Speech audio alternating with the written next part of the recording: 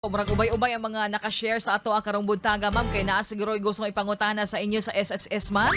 Unahon nako ang question ni Christian Ken Ates nga taga Communal Davao City, ma'am. Mao ni iyang pangutana. Kung walay birth certificate daw ang yang uncle, ma'am ba? O niya gusto daw, ma'am, magkuha og retirement, okay? Makakuha ba daw siya, ma'am, sa iyang retirement kung wala siya birth certificate? Hapit naman ko daw siya mag-60. Wala siya birth certificate. Joint affidavit lang daw na, ma'am. Okay, first and foremost, ang birth certificate, dili gid na siya requirement for retirement. Okay. Especially kung ang atong number is permanent na. Now, ang problema kung ang atong number is temporary, meaning wala ka submit og document sa SSS. No? So, dili lang man ang birth certificate ang pwede natong proof ni anak para sa ato ang ma-permanent atong number. No? So, kung walay birth certificate, baptismal. Pag walang baptismal, driver's license, Okay. CRC-ID, pwede po ang passport. No? So, daghan siya ang alternative.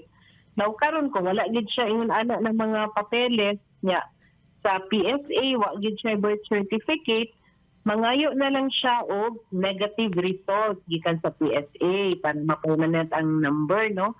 Kunya, mo-submit siya og nay mga dokumento nga pwede nato bawaton any two documents. For example, naa siya NBI clearance and police clearance, pwede na siya.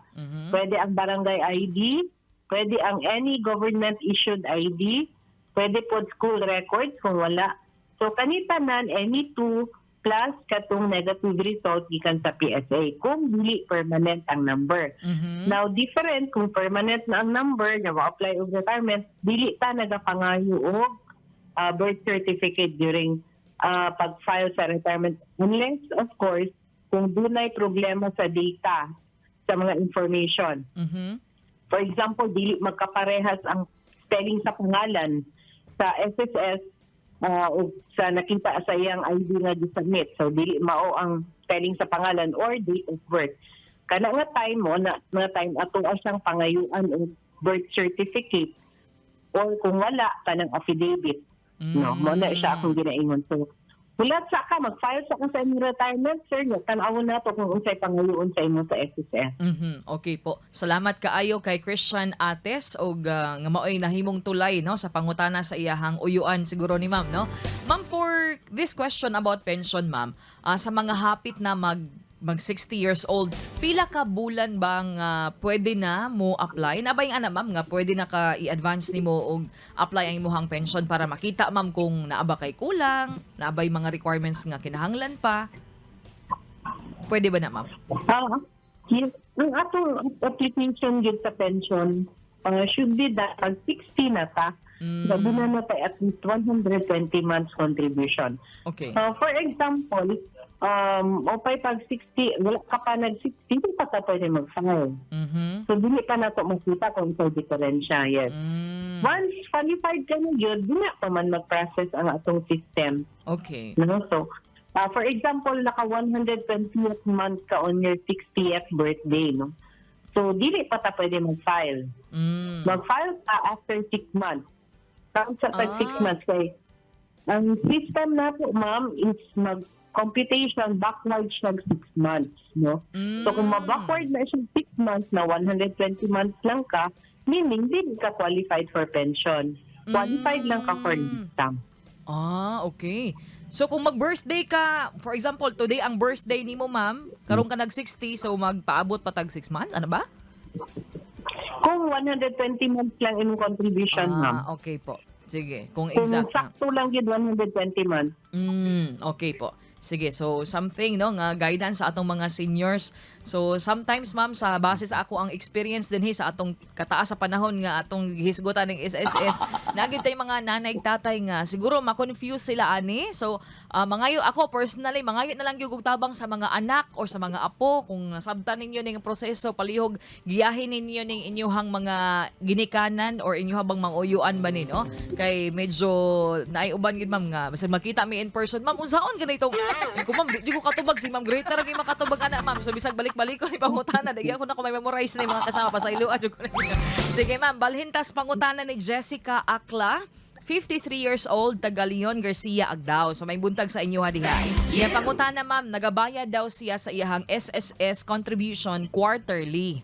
Pwede ba daw ma'am iyahang himuong binulan kay medyo nabugatan na daw siya ma'am kay 560 naman good ang bulan. So voluntary member daw siya ma'am. Instead daw ma'am nga quarterly, pwede ba daw monthly na lang sa ma'am?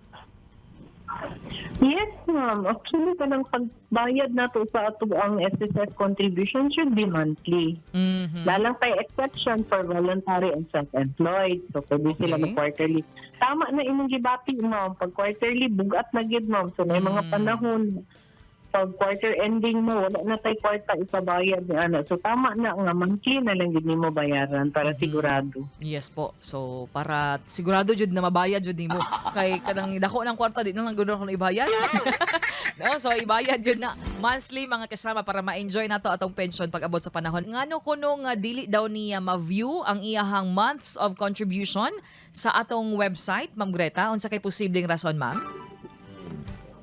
Dili ko kabali sa iyang problem, ma'am. Pero usually, makita ko na to at sa contribution. Okay. Ang iyang gusto tanaw is unsa na nga mga months ang nabayaran niya, unsa nga mga months na wala. Dito lang sa contributions, ma'am. Okay. Usually, ma'am, for example, karon ka nagbayad online, no? Pila ba ang months or days ang kanang aya siya ma-post, ma'am? Basig na late lang siguro og post, unsa ba? Baka na late lang. For Oo. experience kasi, ma'am, nagbayad ko GCash. Karon hapon ko nagbayad ng the following morning na posted siya, ma'am. Okay. Sige, so depende lang siguro, no? Pero ma'am, naabay another way kay I don't know unsay kinahanglan niya nganong gusto gid niya mahibaw-an ang iyahang contribution. Pwede mahimo ang option, ma'am, na mo visit sa inyuhang branch na lang sa SSS? Pwede ba na? Sure, ma'am. Okay. Sige, so pwede ra kaayo dito, madam, no? Kung man siya pa iladri, ma'am, kay nag-text lang magud siya. So pwede ra mo adto kung kinahanglan gyud nimo. Anyway, ma'am, balhin ko karon sa mga nag-view sa live streaming. Si Jocelyn Joy Lumaktad na naipangutana mao ni ma'am. Pensioner na daw iyang papa.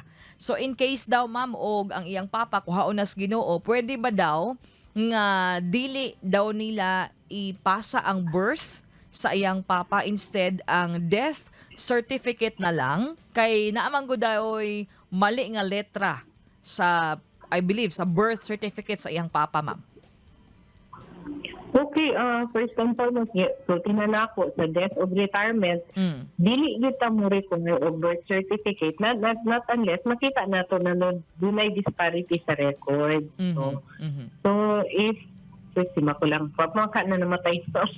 Wala. In case daw, ma'am. For example, mag-claim ka, that claim, ma'am, kailangan din na to ang death certificate lang muna. Yung birth certificate sa mga mag-claim. Yes po. Or marriage contract kung ang mag-claim asawa. So, muna isa ito mga gikinahanglan. Pero, for birth certificate sa member, gina-require lang na nato, ma'am, kung doon na tayo nakitang mali sa record sa SSS o sa uban pa niya nga records na gipasa. Okay po. Sige. Si Ma'am Jocelyn, ma'am, nag-view man karon sa live streaming. Kung nakay follow-up question, i-comment lang din ma'am. Naapo din ma'am. I think this would be my last question before ang inyong mga pahibalo, Ma'am Greta. Si Martin Alastra, ma'am, nangutana, kung mag-pension loan, cash ba daw na, ma'am, or isulod ba daw na sa ATM, ma'am? Tintahay mag-pension loan, ma'am. Sulod na siya sa ATM, ma'am. Okay. Naatay, naatay cash card na ginahatag, ma'am. So, Cash sulod card. siya dito. Yes po. Sige po. Ma'am, ang UMID ba nato, ma'am, cash card na sa ba? Wala pa na, ma'am. Wala pa Opo. tong unit na ay, ma'am, na ay cheap.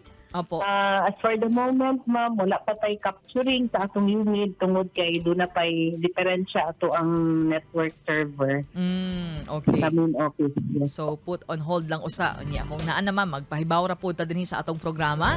Thank you kaayo, Ma'am Greta, ma'am. No need na sila mo adto sa any SSS branch na uban diri tagalagyong lugar pa.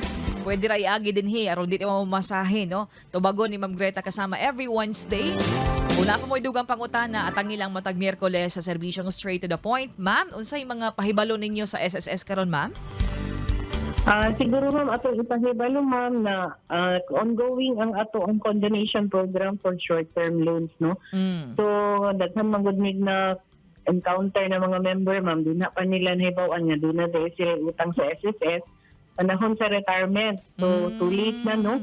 Although maka-enjoy sila condonation ma'am, madeduct gihapon tong principal and interest na utahay nga dyan dako-dako po. So, as of now, wala pa dito deadline, ani, no? So, Wow. while ongoing ni, palihog ko sa inyo ha, katong mga nakalimot kung na utang or wala.